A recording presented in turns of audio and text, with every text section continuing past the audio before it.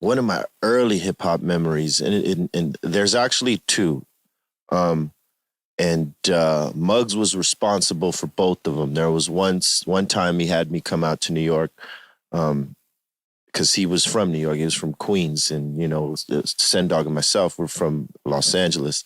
He had us come out, or he had me come out there one year, and it was during a DMC, or not DMC, but the New York Music Seminar time when it was really big.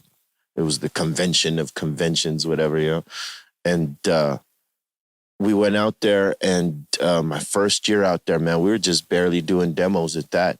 And the guys from Gangstar, Guru, and Premier, they befriended us. They were cool with us, man, and they even let us stay in their spot in Brooklyn, I believe it was. They had a spot in Brooklyn, and we kicked it there. We were partying with them till the sun came up, man. They were the coolest dudes ever, and who knew that we'd be down these 20 some odd years later, and it's really good to know those dudes, because they became legends like a motherfucker too. You know what I'm saying? It was just cool to get embraced by those cats like that early on when nobody knew who we were, And the other one was still, we were at our demo stages, probably trying to shop our deal.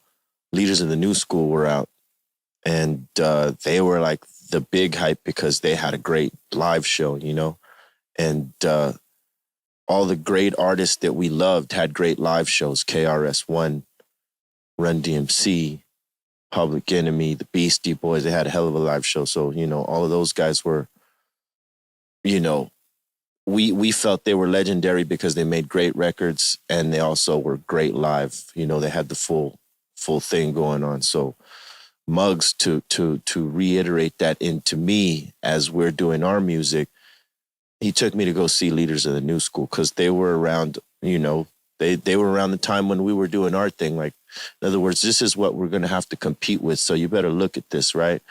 And man, it was a small club. It was like a box of a stage where only three guys could fit and just not even move around. They're just right in the same place. They couldn't move around. But they gave so much energy in that small space, and they rocked the fuck out of the club. Dinko D, Busta, Charlie Brown, they fucking ripped it. And I was like in awe. I'm like, you're absolutely right. I'm glad I seen this, because, to compete with the hip hop that was going on in that day and time, you had to have energy on the stage, and you had to be tight. And they were both those things. Busta Rhymes to this day, still amazing live artist. You know what I mean?